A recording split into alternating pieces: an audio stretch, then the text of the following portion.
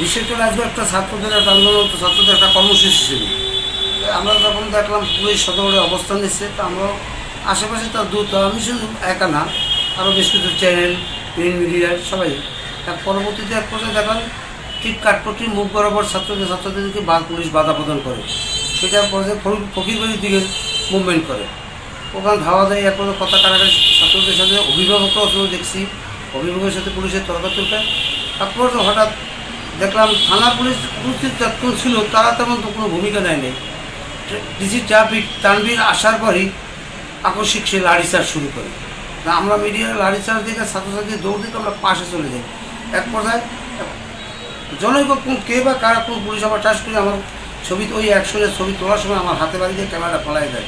এবার পায়ে বাড়ি দিলে আমি নামাই পড়িয়েছি। পরবর্তী ধাপ যায়, আমি এক পর্যায়ে দেখছি আমি বসে থাকার পরও ডিসি তার ছবি ফেস্টেপ হয়তো দেখতে নেই, তার গৌরী এবং অ্যাপিয়েন্সে ডিসি তানভীরকে আমি একটু নিশ্চিত করতে পারছি।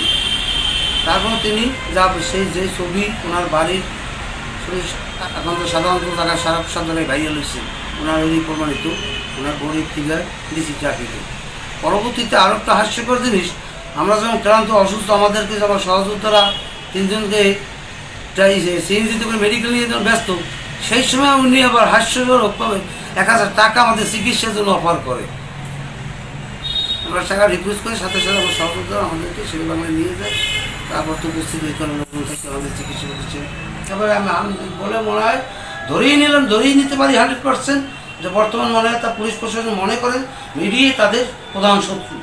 তাদের অনেক ঘটনায় প্রকাশ পায় দেখেই এখন তারা মিডিয়াকে মানে ছাত্রছাত্রীর পাশে মিডিয়াও নির্মূল করার মনে হয় তাদের পরিকল্পনা মনে রয়েছে।